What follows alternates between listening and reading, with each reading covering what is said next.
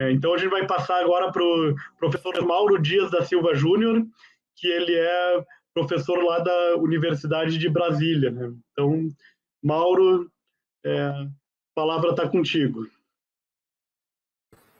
Oi, gente, tudo bom? Vocês me ouvem bem?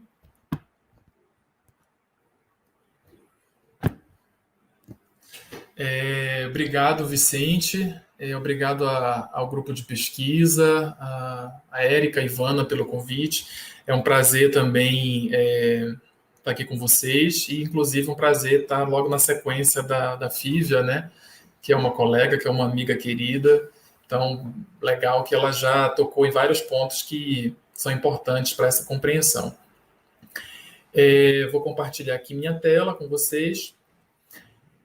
Como o Vicente disse, eu sou o Mauro, sou professor da Universidade de Brasília e essa apresentação é um convite para a gente refletir as nossas motivações enquanto aspectos que são evoluídos do comportamento, né, como a Fívia já apresentou, e eu vou falar um pouco brevemente, né, sobre esse passado e no aspecto social, mas fazer também a relação com os aspectos das motivações amorosas e também fazer uma ligação disso com a atualidade, né, o momento que a gente está vivendo, em especial esse momento que é o momento da pandemia pelo novo coronavírus. Vou passar aqui. Se vocês estão vendo essa imagem, é uma imagem de um cérebro, né, que as circunvoluções do cérebro são pessoas, né, que estão abraçadas ali. Eu gosto dessa imagem porque ela representa bem a noção do Robin Dunbar sobre o cérebro social. Então, para as pesquisas do Robin, que trabalha com primatas não humanos e trabalha com seres humanos também, nós somos animais complexos que apresentam uma alta sociabilidade. Essa sociabilidade ela é uma característica de várias espécies mamíferas, é uma característica que também se distingue nos grupos primatas, no grupo primata. E nós, né, como a Fívia falou, somos mamíferos, somos primatas, nós também temos essa característica e talvez a gente tenha níveis bem complexos de sociabilidade.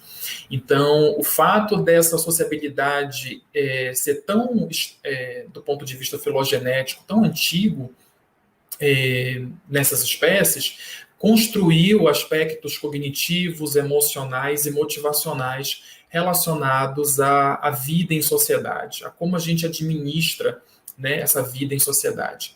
E nós temos várias adaptações, né, cognitivas e motivacionais para esses aspectos sociais, para administrar essas relações. E quando a gente pensa, né, nesse momento que a gente está de pandemia, a gente consegue enxergar isso porque a gente experimenta sentimentos e emoções que são provocados pelo distanciamento. Eu fiz um vídeo no início do ano onde eu falava que era melhor usar o termo distanciamento físico do que distanciamento social, porque hoje nós podemos usar ferramentas como a tecnologia para suplantar a distância física, né? Como o caso da gente estar no Congresso hoje. Hoje a gente está usando uma ferramenta remota, né, para interagir. Então é melhor falar em distanciamento físico do que em distanciamento social. E essa vinculação, né, que foi muito importante nessas espécies, incluindo na nossa, ela promoveu várias motivações, como eu mencionei.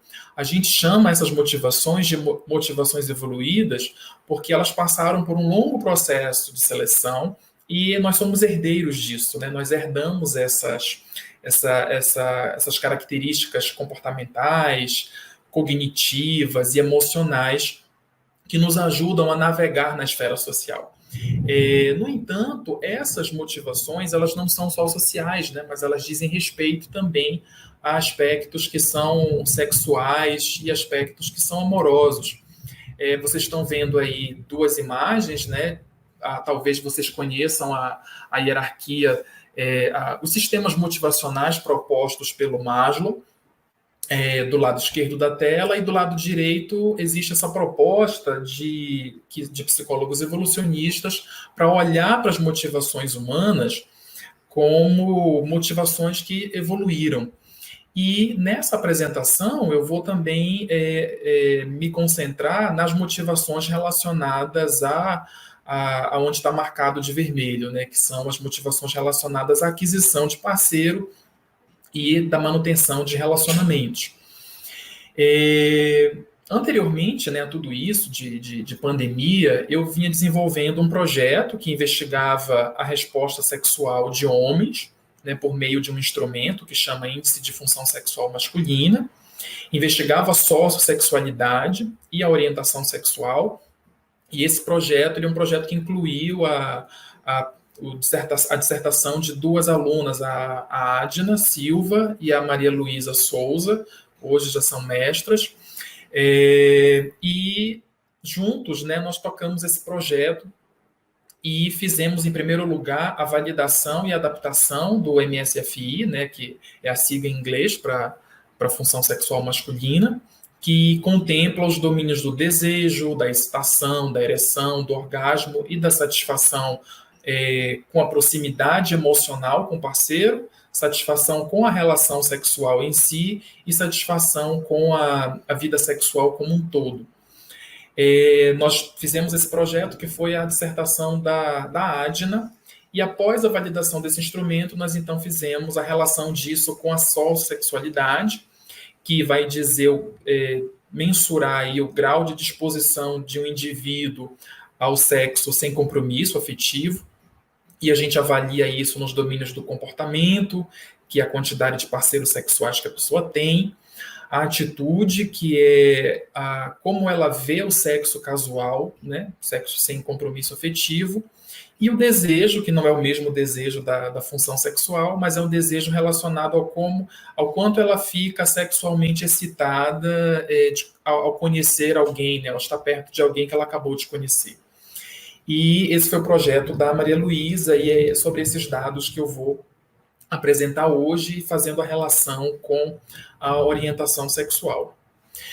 O nosso desejo, nossa motivação, né, de fazer essa pesquisa partiu desse trabalho do David Schmidt, né, que foi citado também pela Fívia, onde ele faz a investigação da sociossexualidade, né, em mulheres e homens com essas 3 orientações sexuais. E nesse trabalho, que é um trabalho que foi feito com vários países, né, foi um trabalho que envolveu, eu não lembro agora de cabeça, mas deve ter envolvido mais de 30 países. Nesse trabalho, o Schmidt encontrou que os homens homossexuais eles têm uma sociossexualidade maior, ou seja, eles são mais irrestritos em relação ao sexo. Eles têm mais parceiros sexuais, têm atitudes mais positivas em relação ao sexo casual e também se excitam mais facilmente com alguém que acabaram de conhecer, quando comparados com heterossexuais, por exemplo. Mas nós encontramos um problema aí no trabalho do Schmidt, né, uma limitação, na verdade, né, que ele não incluiu o status do relacionamento desses homens. Então, não dá para saber quantos desses homens são solteiros ou estão em um relacionamento. E se houver uma diferença entre homens hétero e homossexuais que estão solteiros ou não, isso pode ser uma diferença importante para explicar esses dados. Então, a dissertação da Maria Luísa teve essa intenção de incluir o status do relacionamento, se solteiro ou em relacionamento, para verificar se isso interage com a orientação sexual ou se gera alguma produção de dados diferentes, né? E aí eu vou apresentar para vocês alguns desses dados.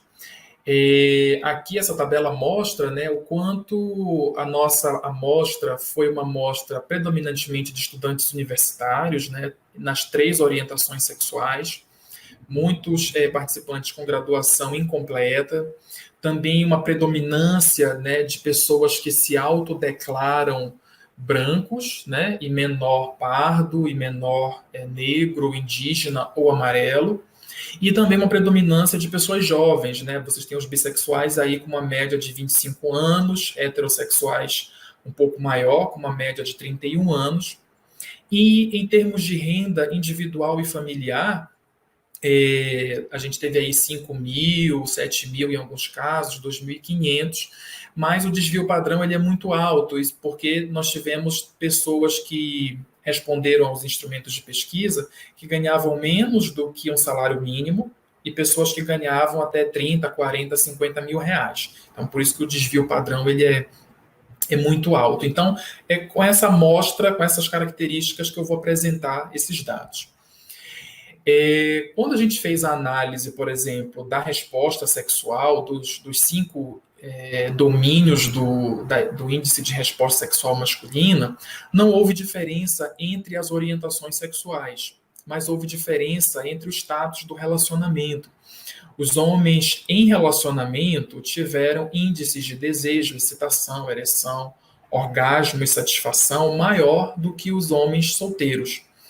E isso é particularmente maior no caso do domínio da ereção, que teve um tamanho de efeito moderado, e do tamanho e da satisfação, que também teve um tamanho de efeito moderado, mas ele estava mais próximo de um tamanho de efeito grande. Então, provavelmente esses 2 domínios eles são fortemente influenciados ali pelo status do relacionamento, apesar de não ter diferença entre as orientações sexuais. Quando nós avaliamos a sociossexualidade desses homens, aí nós já encontramos resultados semelhantes ao que o Schmitz colocou, né, em relação à orientação sexual. Então, aí do lado esquerdo, a gente tem o dado do fator comportamento, teve diferenças entre todas as orientações sexuais, né, sendo que os homossexuais apresentaram maior restrição sexual, mas não teve diferença com relação ao status do relacionamento. A atitude, que é o lado direito da tela, teve diferença, os heterossexuais apresentaram menores scores em relação aos homossexuais e bissexuais, mas não teve diferença entre esses 2 últimos. E em relação ao desejo, que é o do canto esquerdo, teve diferença em relação ao status do relacionamento, os homens solteiros apresentaram maiores scores do que os em relacionamento, e os heterossexuais apresentaram menor desejo comparado aos bissexuais e homossexuais. E também entre esses 2 últimos não teve diferença. Em relação ao score total, que engloba o comportamento, o desejo e a atitude, houve diferença entre a orientação sexual. Os heterossexuais eles diferiram dos bi e dos homossexuais, mas não teve diferença entre esses 2. E teve diferença também em relação ao status do relacionamento. Homens solteiros diferiram dos homens em relacionamento, mas nós não encontramos interação entre essas 2 variáveis. Então, orientação sexual e status do relacionamento não interagiram. E aí a gente, né, elas defenderam, né, as 2 meninas, a Malu também já defendeu a dissertação dela, e aí chegou esse momento de pandemia, a gente resolveu fazer adaptações desse projeto, que já estava aprovado, para poder fazer, investigar como é que a gente pode observar mudanças nesse comportamento em relação ao período da pandemia, né? Então, aqui eu vou apresentar para vocês não resultados, né? Eu consegui fazer alguns resultados sociodemográficos para a gente ter uma noção do que está acontecendo, mas não vou apresentar para vocês os dados dessa pesquisa ainda, porque ela ainda está em prosseguimento. Aqui a gente avalia novamente a questão da orientação sexual e do status do relacionamento. A gente consegue ver que os heterossexuais, a maioria está num relacionamento, o que é diferente dos homens homossexuais, por exemplo, que a maioria está solteiro. Aqui nós perguntamos, por exemplo, se eles apresentaram sintomas de Covid, e vocês estão observando aí que existe uma certa diversidade, né, que sim, que apresentou, que não apresentou, que não tem certeza, mas isso parece não estar relacionado com a orientação sexual.